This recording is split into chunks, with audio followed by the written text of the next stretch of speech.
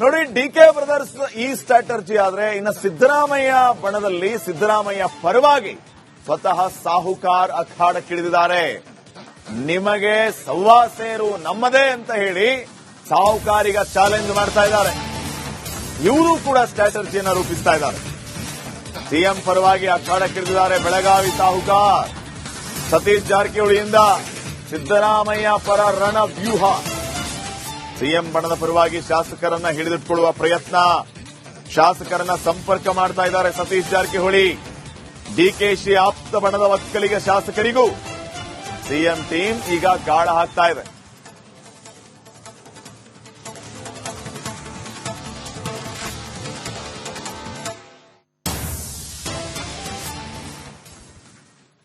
ನೋಡಿ, ಈ ಸದ್ಯಕ್ಕೆ ಈ ರೀತಿಯ ಚರ್ಚೆಗಳು, ನಂಬರ್ ಗೇಮ್ ಈಗ ಕಾಂಗ್ರೆಸ್ನಲ್ಲಿ ಚಾಲ್ತಿ ಇರೋದು.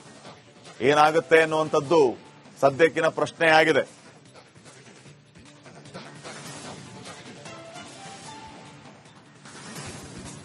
ಇನ್ನಷ್ಟು ಅಪ್ಡೇಟ್ಸ್ ಅನ್ನ ಕೊಡೋದಕ್ಕೆ ನಮ್ಮ ಪ್ರತಿನಿಧಿ ಬಸವರಾಜ್ ಈಗ ನೇರ ಸಂಪರ್ಕದಲ್ಲಿ ಜಾಯ್ನ್ ಆಗಿದ್ದಾರೆ. ಬಸವರಾಜ್, ನಂಬರ್ ಗೇಮ್ ಪಾಲಿಟಿಕ್ಸ್ ಈಗ ಆರಂಭ ಆಯಿತು. ಒಂದು ವೇಳೆ ಸಿಎಂ ಚೇಂಜ್ ಆಗಬೇಕು ಅನ್ನುವಂತ ವಿಚಾರ ಬಂದ್ರೆ ಶಾಸಕರ ಸಂಖ್ಯೆನ ನೋಡುತ್ತೆ ಹೈಕಮಾಂಡ್. ಸಿದ್ದರಾಮಯ್ಯ ಪರವಾಗಿ ಎಷ್ಟು, ಡಿಕೆ ಶಿವಕುಮಾರ್ ಪರವಾಗಿ ಎಷ್ಟು ಅಂತ ಆ ನಂಬರ್ ಅನ್ನ ಗಟ್ಟಿ ಮಾಡ್ಕೊಳ್ಳೋದಕ್ಕೆ ಇವ್ರು ಏನೇನ್ ಆಟಗಳನ್ನ ಹೂಡ್ತಿದ್ದಾರೆ, ಏನೇನ್ ಸ್ಟ್ರಾಟಜಿ ಮಾಡ್ತಿದ್ದಾರೆ?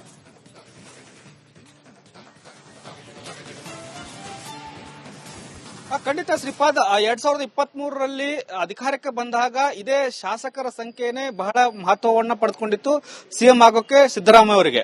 ಈಗ ಮತ್ತೊಂದು ಬಾರಿ ಮತ್ತೆ ಪವರ್ ಶೇರಿಂಗ್ ವಿಚಾರವಾಗಿ ಕಾಂಗ್ರೆಸ್ ಪಕ್ಷದಲ್ಲಿ, ಕಾಂಗ್ರೆಸ್ ಸರ್ಕಾರದಲ್ಲಿ ಗದ್ದಲ ಎದ್ದಿದೆ. ಹೈಕಮಾಂಡ್ಗೂ ಕೂಡ ಇದೊಂದು ರೀತಿಯಲ್ಲಿ ಸಂದೇಶ ಈಗಾಗಲೇ ರವಾನಾ ಆಗ್ತಾ ಇದೆ. ಪವರ್ ಶೇರಿಂಗ್ ವಿಚಾರ ತಾರಕಕ್ಕೇರ್ತಾ ಇದೆ ಅನ್ನುವಂಥದ್ದು. ಹಾಗಾಗಿ ಮುಂದಿನ ದಿನಗಳಲ್ಲಿ ಶಾಸಕಾಂಗ ಪಕ್ಷದ ಸಭೆಯನ್ನ ಕರೀಲೇಬೇಕಾದಂತ ಅನಿವಾರ್ಯತೆ ಹೈಕಮಾಂಡ್ಗೆ ಎದುರೇ ಆಗುತ್ತೆ. ಆ ಎದುರಾಗುವಂತ ಸಂದರ್ಭದಲ್ಲಿ ಈ ಮತ್ತೆ ಶಾಸಕರೇ ಬಹಳ ಇಂಪಾರ್ಟೆಂಟ್ ಆಗ್ತಾರೆ. ಆ ನಿಟ್ಟಿನಲ್ಲಿ ಒಂದಷ್ಟು ಈಗ ಅಸಲಿ ಆಟ ಶುರುವಾಗಿರ್ತಕ್ಕಂಥದ್ದು. ಇಲ್ಲಿ ಪ್ರಮುಖವಾಗಿ ಈ ಹಿಂದೆ ಸಿದ್ದರಾಮಯ್ಯ ಅವರನ್ನ ಸಿಎಂ ಮಾಡಕ್ಕೆ ಯಾವೆಲ್ಲ ಶಾಸಕರು ಬೆಂಬಲ ಕೊಟ್ಟಿದ್ರು, ಅವರು ಈಗಲೂ ಅವ್ರ ಪರವಾಗಿ ನಿಂತ್ಕೊಳ್ತಾರ ಅನ್ನುವಂಥದ್ದು ಕೂಡ ಬಹಳ ಕುತೂಹಲ ಆಗಿದೆ. ಯಾಕಂದ್ರೆ ಅವರಿಗೆ 70ಕ್ಕೂ ಹೆಚ್ಚು ಶಾಸಕರು ಬೆಂಬಲ ಕೊಟ್ಟಿದ್ರು. ಹಾಗಾಗಿ ಡಿಕೆ ಶಿವಕುಮಾರ್ ಅವರಿಗಿಂತಲೂ ಸಿದ್ದರಾಮಯ್ಯ ಅವರಿಗೆ ಹೆಚ್ಚು ಶಾಸಕರು ಇದ್ದಿದ್ದರ ಕಾರಣಕ್ಕಾಗಿ ಅವರು ಸಿಎಂ ಆದ್ರು ಅನ್ನುವಂಥದ್ದು ಈಗಿರ್ತಕ್ಕಂಥದ್ದು. ಆದ್ರೆ ಈಗ ಪವರ್ ಪಾಲಿಟಿಕ್ಸ್ ವಿಚಾರವಾಗಿ ಈಗಾಗಲೇ ಗದ್ದಿಗೆ ಬೇಕು ಅನ್ನುವಂತ ನಿಟ್ಟಿನಲ್ಲಿ ಡಿಕೆ ಶಿವಕುಮಾರ್ ಅವರು ಹಠ ಹಿಡ್ಕೊಂಡು ಕೂತಿದ್ದಾರೆ.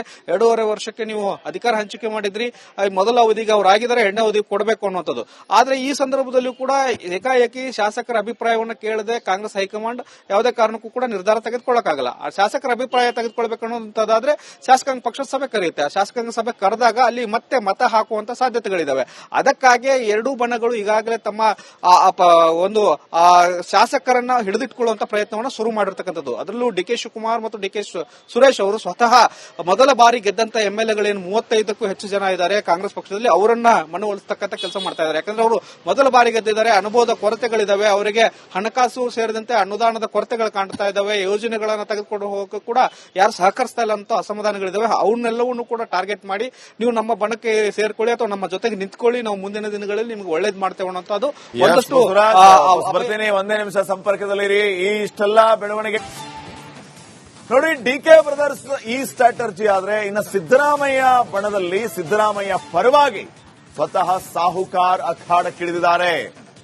ನಿಮಗೆ ಸವ್ವಾ ಸೇರು ನಮ್ಮದೇ ಅಂತ ಹೇಳಿ ಸಾಹುಕಾರಿಗ ಚಾಲೆಂಜ್ ಮಾಡ್ತಾ ಇದ್ದಾರೆ.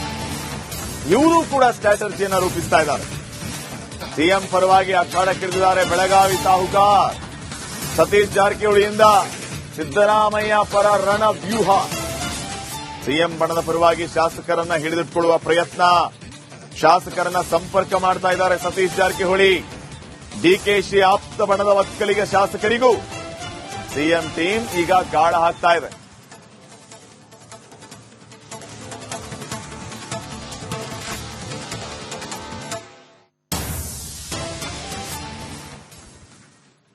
ನೋಡಿ, ಈ ಸದ್ಯಕ್ಕೆ ಈ ರೀತಿಯ ಚರ್ಚೆಗಳು, ನಂಬರ್ ಗೇಮ್ ಈಗ ಕಾಂಗ್ರೆಸ್ನಲ್ಲಿ ಚಾಲ್ತಿ ಇರೋದು. ಏನಾಗುತ್ತೆ ಅನ್ನುವಂಥದ್ದು ಸದ್ಯಕ್ಕಿನ ಪ್ರಶ್ನೆಯಾಗಿದೆ.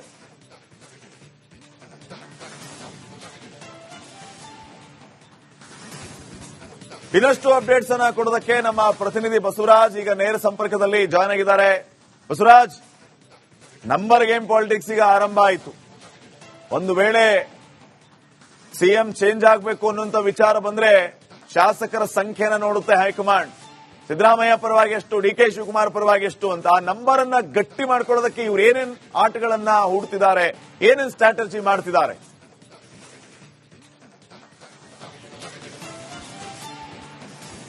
ಖಂಡಿತ ಶ್ರೀಪಾದ್, 2023ರಲ್ಲಿ ಅಧಿಕಾರಕ್ಕೆ ಬಂದಾಗ ಇದೇ ಶಾಸಕರ ಸಂಖ್ಯೆನೇ ಬಹಳ ಮಹತ್ವವನ್ನ ಪಡೆದುಕೊಂಡಿತ್ತು ಸಿಎಂ ಆಗೋಕೆ ಸಿದ್ದರಾಮಯ್ಯ ಅವರಿಗೆ.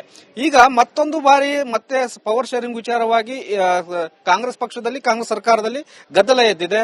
ಹೈಕಮಾಂಡ್ಗೂ ಕೂಡ ಇದೊಂದು ರೀತಿಯಲ್ಲಿ ಸಂದೇಶ ಈಗಾಗಲೇ ರವಾನಾ ಆಗ್ತಾ ಇದೆ. ಪವರ್ ಶೇರಿಂಗ್ ವಿಚಾರ ತಾರಕಕ್ಕೇರ್ತಾ ಇದೆ ಅನ್ನುವಂಥದ್ದು. ಹಾಗಾಗಿ ಮುಂದಿನ ದಿನಗಳಲ್ಲಿ ಶಾಸಕಾಂಗ ಪಕ್ಷದ ಸಭೆಯನ್ನ ಕರೀಲೇಬೇಕಂತ ಅನಿವಾರ್ಯತೆ ಹೈಕಮಾಂಡ್ಗೆ ಎದುರೇ ಆಗುತ್ತೆ. ಆ ಎದುರಾಗುವಂತ ಸಂದರ್ಭದಲ್ಲಿ ಈ ಮತ್ತೆ ಶಾಸಕರೇ ಬಹಳ ಇಂಪಾರ್ಟೆಂಟ್ ಆಗ್ತಾರೆ. ಆ ನಿಟ್ಟಿನಲ್ಲಿ ಒಂದಷ್ಟು ಈಗ ಅಸಲಿ ಆಟ ಶುರುವಾಗಿರ್ತಕ್ಕಂಥದ್ದು. ಇಲ್ಲಿ ಪ್ರಮುಖವಾಗಿ ಈ ಹಿಂದೆ ಸಿದ್ದರಾಮಯ್ಯ ಅವರನ್ನ ಸಿಎಂ ಮಾಡಕ್ಕೆ ಯಾವೆಲ್ಲ ಶಾಸಕರು ಬೆಂಬಲ ಕೊಟ್ಟಿದ್ರು, ಅವರು ಈಗಲೂ ಅವ್ರ ಪರವಾಗಿ ನಿಂತ್ಕೊಳ್ತಾರ ಅನ್ನುವಂಥದ್ದು ಕೂಡ ಬಹಳ ಕುತೂಹಲ ಆಗಿದೆ. ಯಾಕಂದ್ರೆ ಅವರಿಗೆ 70ಕ್ಕೂ ಹೆಚ್ಚು ಶಾಸಕರು ಬೆಂಬಲ ಕೊಟ್ಟಿದ್ರು.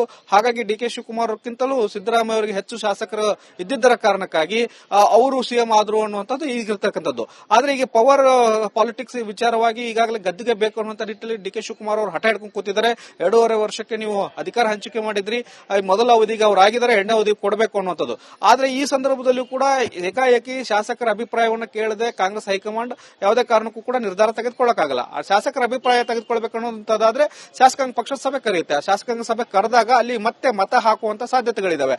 ಅದಕ್ಕಾಗಿ ಎರಡೂ ಬಣಗಳು ಈಗಾಗಲೇ ತಮ್ಮ ಒಂದು ಶಾಸಕರನ್ನ ಹಿಡಿದಿಟ್ಕೊಳ್ಳುವಂತ ಪ್ರಯತ್ನವನ್ನು ಶುರು ಮಾಡಿರ್ತಕ್ಕಂಥದ್ದು. ಅದರಲ್ಲೂ ಡಿಕೆ ಶಿವಕುಮಾರ್ ಮತ್ತು ಡಿಕೆ ಸುರೇಶ್ ಅವರು ಸ್ವತಃ ಮೊದಲ ಬಾರಿ ಗೆದ್ದಂತ ಎಂಎಲ್ಎಗಳೇನು 35ಕ್ಕೂ ಹೆಚ್ಚು ಜನ ಇದ್ದಾರೆ ಕಾಂಗ್ರೆಸ್ ಪಕ್ಷದಲ್ಲಿ, ಅವರನ್ನ ಮನವೊಲಿಸತಕ್ಕಂಥ ಕೆಲಸ ಮಾಡ್ತಾ ಇದ್ದಾರೆ. ಯಾಕಂದ್ರೆ ಅವರು ಮೊದಲ ಬಾರಿ ಗೆದ್ದಿದ್ದಾರೆ, ಅನುಭವದ ಕೊರತೆಗಳಿದಾವೆ, ಅವರಿಗೆ ಹಣಕಾಸು ಸೇರಿದಂತೆ ಅನುದಾನದ ಕೊರತೆಗಳು ಕಾಣ್ತಾ ಇದಾವೆ, ಯೋಜನೆಗಳನ್ನ ತೆಗೆದುಕೊಂಡು ಹೋಗಕ್ಕೆ ಕೂಡ ಯಾರು ಸಹಕರಿಸ್ತಾ ಇಲ್ಲ ಅಂತ ಅಸಮಾಧಾನಗಳಿದಾವೆ. ಅವನ್ನೆಲ್ಲವನ್ನೂ ಕೂಡ ಟಾರ್ಗೆಟ್ ಮಾಡಿ ನೀವು ನಮ್ಮ ಬಣಕ್ಕೆ ಸೇರ್ಕೊಳ್ಳಿ ಅಥವಾ ನಮ್ಮ ಜೊತೆಗೆ ನಿಂತ್ಕೊಳ್ಳಿ, ನಾವು ಮುಂದಿನ ದಿನಗಳಲ್ಲಿ ನಿಮ್ಗೆ ಒಳ್ಳೇದ್ ಮಾಡ್ತೇವೆ ಅನ್ನೋದು ಒಂದಷ್ಟು.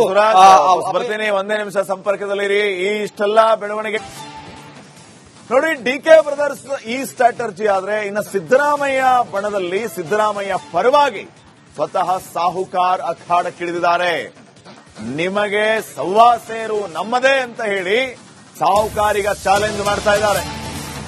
ಇವರು ಕೂಡ ಸ್ಟ್ರಾಟರ್ಜಿಯನ್ನು ರೂಪಿಸ್ತಾ ಇದ್ದಾರೆ. ಸಿಎಂ ಪರವಾಗಿ ಅಖಾಡಕ್ಕಿಳಿದಿದ್ದಾರೆ ಬೆಳಗಾವಿ ಸಾಹುಕಾರ್. ಸತೀಶ್ ಜಾರಕಿಹೊಳಿಯಿಂದ ಸಿದ್ದರಾಮಯ್ಯ ಪರ ರಣವ್ಯೂಹ.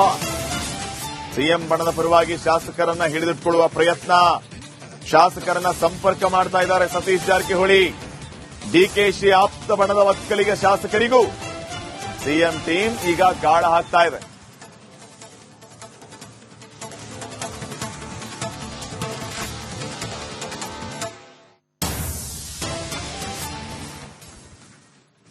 ನೋಡಿ, ಈ ಸದ್ಯಕ್ಕೆ ಈ ರೀತಿಯ ಚರ್ಚೆಗಳು, ನಂಬರ್ ಗೇಮ್ ಈಗ ಕಾಂಗ್ರೆಸ್ನಲ್ಲಿ ಚಾಲ್ತಿ ಇರೋದು.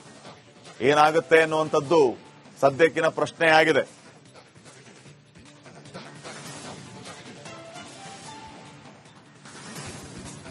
ಇನ್ನಷ್ಟು ಅಪ್ಡೇಟ್ಸ್ ಅನ್ನ ಕೊಡೋದಕ್ಕೆ ನಮ್ಮ ಪ್ರತಿನಿಧಿ ಬಸವರಾಜ್ ಈಗ ನೇರ ಸಂಪರ್ಕದಲ್ಲಿ ಜಾಯ್ನ್ ಆಗಿದ್ದಾರೆ.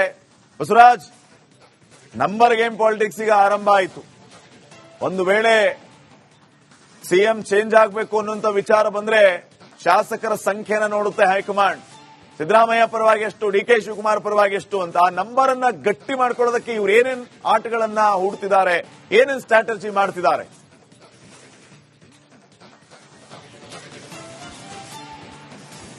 ಖಂಡಿತ ಶ್ರೀಪಾದ್, 2023ರಲ್ಲಿ ಅಧಿಕಾರಕ್ಕೆ ಬಂದಾಗ ಇದೇ ಶಾಸಕರ ಸಂಖ್ಯೆನೇ ಬಹಳ ಮಹತ್ವವನ್ನ ಪಡೆದುಕೊಂಡಿತ್ತು ಸಿಎಂ ಆಗೋಕೆ ಸಿದ್ದರಾಮಯ್ಯ ಅವರಿಗೆ. ಈಗ ಮತ್ತೊಂದು ಬಾರಿ ಮತ್ತೆ ಪವರ್ ಶೇರಿಂಗ್ ವಿಚಾರವಾಗಿ ಕಾಂಗ್ರೆಸ್ ಪಕ್ಷದಲ್ಲಿ, ಕಾಂಗ್ರೆಸ್ ಸರ್ಕಾರದಲ್ಲಿ ಗದ್ದಲ ಎದ್ದಿದೆ. ಹೈಕಮಾಂಡ್ಗೂ ಕೂಡ ಇದೊಂದು ರೀತಿಯಲ್ಲಿ ಸಂದೇಶ ಈಗಾಗಲೇ ರವಾನಾ ಆಗ್ತಾ ಇದೆ. ಪವರ್ ಶೇರಿಂಗ್ ವಿಚಾರ ತಾರಕಕ್ಕೇರ್ತಾ ಇದೆ ಅನ್ನುವಂಥದ್ದು. ಹಾಗಾಗಿ ಮುಂದಿನ ದಿನಗಳಲ್ಲಿ ಶಾಸಕಾಂಗ ಪಕ್ಷದ ಸಭೆಯನ್ನ ಕರೀಲೇಬೇಕಂತ ಅನಿವಾರ್ಯತೆ ಹೈಕಮಾಂಡ್ಗೆ ಎದುರೇ ಆಗುತ್ತೆ. ಆ ಎದುರಾಗುವಂತ ಸಂದರ್ಭದಲ್ಲಿ ನಿಟ್ಟಿನಲ್ಲಿ ಈ ಮತ್ತೆ ಶಾಸಕರೇ ಬಹಳ ಇಂಪಾರ್ಟೆಂಟ್ ಆಗ್ತಾರೆ. ಆ ನಿಟ್ಟಿನಲ್ಲಿ ಒಂದಷ್ಟು ಈಗ ಅಸಲಿ ಆಟ ಶುರುವಾಗಿರ್ತಕ್ಕಂಥದ್ದು. ಇಲ್ಲಿ ಪ್ರಮುಖವಾಗಿ ಈ ಹಿಂದೆ ಸಿದ್ದರಾಮಯ್ಯ ಅವರನ್ನ ಸಿಎಂ ಮಾಡಕ್ಕೆ ಯಾವೆಲ್ಲ ಶಾಸಕರು ಬೆಂಬಲ ಕೊಟ್ಟಿದ್ರು, ಅವರು ಈಗಲೂ ಅವ್ರ ಪರವಾಗಿ ನಿಂತ್ಕೊಳ್ತಾರ ಅನ್ನುವಂಥದ್ದು ಕೂಡ ಬಹಳ ಕುತೂಹಲ ಆಗಿದೆ. ಯಾಕಂದ್ರೆ ಅವರಿಗೆ 70ಕ್ಕೂ ಹೆಚ್ಚು ಶಾಸಕರು ಬೆಂಬಲ ಕೊಟ್ಟಿದ್ರು. ಹಾಗಾಗಿ ಡಿ ಕೆ ಶಿವಕುಮಾರ್ ಅವರಿಗಿಂತಲೂ ಸಿದ್ದರಾಮಯ್ಯ ಅವರಿಗೆ ಹೆಚ್ಚು ಶಾಸಕರು ಇದ್ದಿದ್ದರ ಕಾರಣಕ್ಕಾಗಿ ಅವರು ಸಿಎಂ ಆದ್ರು ಅನ್ನುವಂಥದ್ದು ಈಗಿರ್ತಕ್ಕಂಥದ್ದು. ಆದ್ರೆ ಈಗ ಪವರ್ ಪಾಲಿಟಿಕ್ಸ್ ವಿಚಾರವಾಗಿ ಈಗಾಗಲೇ ಗದ್ದಿಗೆ ಬೇಕು ಅನ್ನುವಂಥ ನಿಟ್ಟಿನಲ್ಲಿ ಡಿ ಕೆ ಶಿವಕುಮಾರ್ ಅವರು ಹಠ ಹಿಡ್ಕೊಂಡು ಕೂತಿದ್ದಾರೆ. 2.5 ವರ್ಷಕ್ಕೆ ನೀವು ಅಧಿಕಾರ ಹಂಚಿಕೆ ಮಾಡಿದ್ರಿ, ಮೊದಲ ಅವಧಿಗೆ ಅವ್ರು ಆಗಿದ್ದಾರೆ, 2ನೇ ಅವಧಿಗೆ ಕೊಡಬೇಕು ಅನ್ನುವಂಥದ್ದು. ಆದ್ರೆ ಈ ಸಂದರ್ಭದಲ್ಲೂ ಕೂಡ ಏಕಾಏಕಿ ಶಾಸಕರ ಅಭಿಪ್ರಾಯವನ್ನು ಕೇಳದೆ ಕಾಂಗ್ರೆಸ್ ಹೈಕಮಾಂಡ್ ಯಾವುದೇ ಕಾರಣಕ್ಕೂ ಕೂಡ ನಿರ್ಧಾರ ತೆಗೆದುಕೊಳ್ಳಕ್ಕಾಗಲ್ಲ. ಆ ಶಾಸಕರ ಅಭಿಪ್ರಾಯ ತೆಗೆದುಕೊಳ್ಬೇಕು ಅನ್ನೋಂಥದ್ದಾದ್ರೆ ಶಾಸಕಾಂಗ ಪಕ್ಷದ ಸಭೆ ಕರೆಯುತ್ತೆ. ಆ ಶಾಸಕಾಂಗ ಸಭೆ ಕರೆದಾಗ ಅಲ್ಲಿ ಮತ್ತೆ ಮತ ಹಾಕುವಂತ ಸಾಧ್ಯತೆಗಳಿದಾವೆ.